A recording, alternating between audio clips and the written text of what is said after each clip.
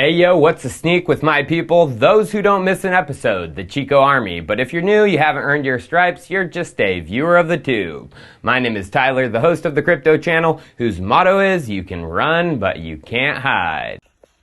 Hide and seek. 1, 2, 3, 4, 5, 6, 7, 8, 9, 10. You know how we hide and go peek. It's time for Chico Crypto.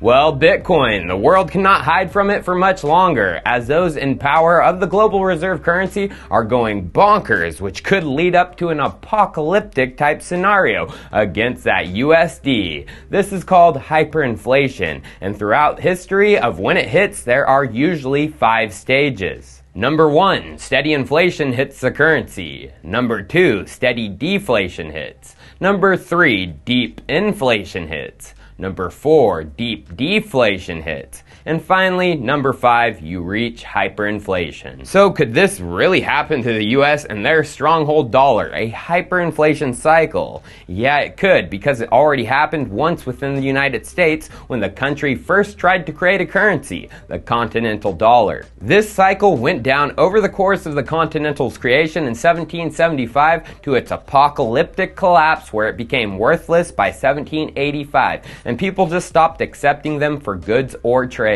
Why did this happen? Well, it came down to this. The government was given the power to emit paper money with no backing. That is why in 1787, the Constitutional Convention explicitly voted to remove the power to emit paper money from the list of congressional powers provided by the Constitution. That is why we have this in Article 1, Section 10, Clause 10 of the Constitution. No state shall coin money, emit bills of credit, or make anything but gold and silver tender in payments of debt. This was added so something like the Continental wouldn't happen again. Our currency was now backed by gold and silver for a reason. But as we know, that started to fall apart around the time of the Great Depression and was completely abandoned in 1971 by the Nixon administration. That complete abandonment by Nixon gave the government once again the power to print unbacked money. So why didn't our currency completely collapse by 1981? It took 10 years with the Continental for a full hyperinflation cycle to obliterate it. It's been nearly 50 years since we have been off the gold standard and the dollar's still here. Well, things are much different now than back then when the US was a brand new country. We were at the whim of other countries and their monetary policies, which had been shaped over centuries,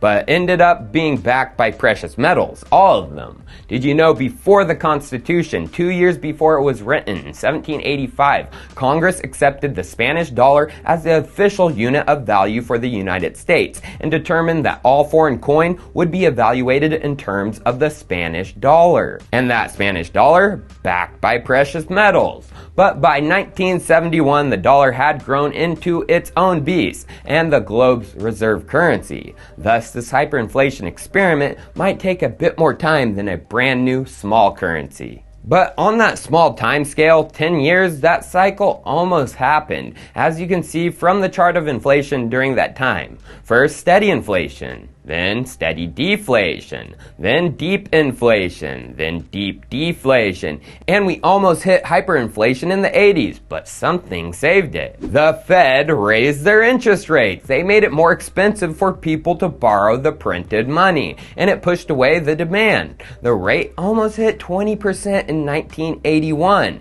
and this was a brutal hit to the economy, but it saved the currency from a hyperinflation cycle. And as we can see, since there has been cycles of raising and lowering the Fed's funds rate, which has kept the inflation in check. Although we have been below 6 and haven't jumped back towards that since the 80s, but as we can see with the Fed's funds rate, the cycles of lowering and raising are a series of higher lows. Within the past 10 years, they have been basically dropped to zilch, with the current target range between 0% and 0.25%. Now pulling out this inflation chart, you can see from the history of the US dollar currency, we began with cycles of inflation and deflation. It wasn't until after the Great Depression and going off the gold standard did we have a truly inflationary currency, as we have stayed in the inflation territory positive the entire time. Now, I want to zoom into that time when we officially abandoned the gold standard in the 70s. In the chart, it looked like we almost completed the 5-stage cycle in 10 years.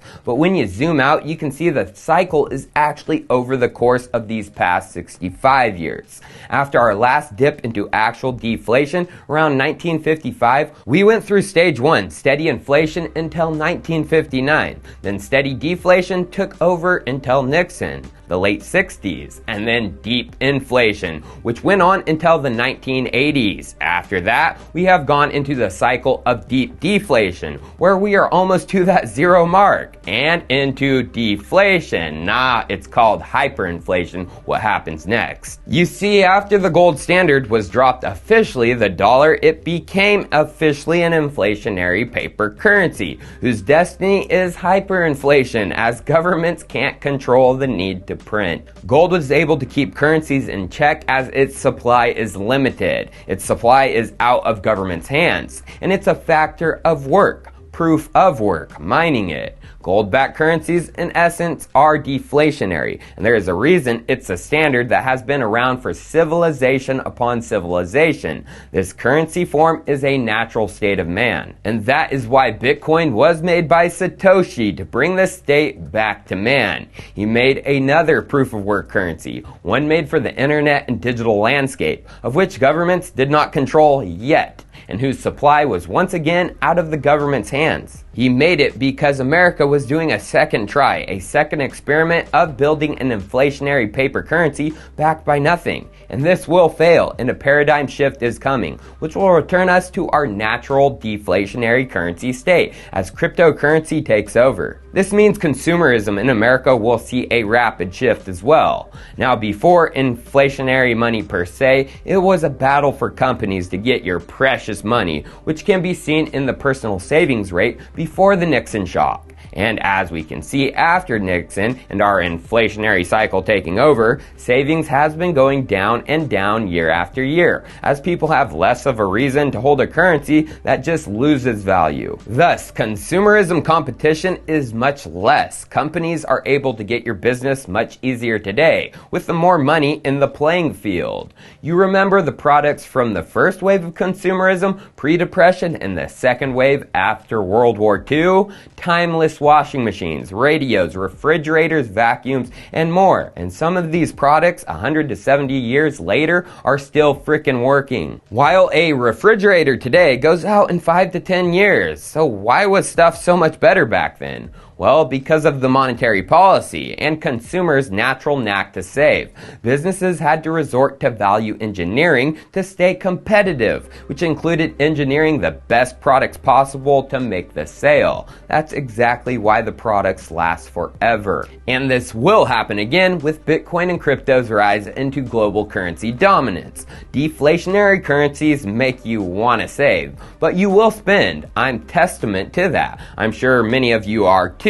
I spend my BTC, I just think about it a whole lot more now regarding what I'm buying and what the product brings me in terms of quality to my life. Thus, if the fiat currencies do fall and Bitcoin is in massive demand, guess what those businesses are going to want? Your BTC. And the only way to get it out of your hands is to make freaking awesome products. This shift in thinking will bring brand new business models, which we never thought could be possible today, as they weren't with inflationary currencies. Imagine your next phone purchase, Apple iPhone. Instead of these payment plans of $60 to $100 per month, paying down your phone as you go, you will put down the entire amount in Bitcoin or whatever deflationary currency you want. And then they provide a free phone upgrade in 2 years, and they pay the entire amount of the cell service for the life of the phone. They will have to provide clever deals to get people to spend now and share the deflationary benefits of increased buying power from the asset with their consumers at a future date. Bitcoin's TVM, or time value of money, should only increasingly get positive. Each Bitcoin acquired today should be worth less than a Bitcoin acquired in the future. But this consumerism change and business model shift won't only be limited to BTC. Ethereum and its DeFi powerhouse brings in crazy new models too. A no-loss lottery, yeah, that's already a thing on Ethereum, with Pool Together, which rewards people for saving their DAI in pools, which Pool Together smart contracts takes that pooled DAI and uses it for lending on Compound, and the winner takes home the interest earned. Insane lottery and savings model, but this could be implemented by others as pooling technology, like the tech businesses of today. Think of it, Netflix, instead of charging you $9 a month for their streaming service, gives it to you for free if you give them the total for the year, $108 in DAI, and promise to lock it up with them for that year, which you could withdraw at the end of the year or lock it up again and get more streaming service. Netflix, by pulling together the mass amounts of DAI received and using it in DeFi, they could possibly offer their streaming service for free just by using their customers' collateral and still making a buck themselves, possibly more with how they use that collateral in DeFi. So Netflix, or Netflix's future competitor, if you're watching, take the idea and run with it. Cheers, I'll see you next time.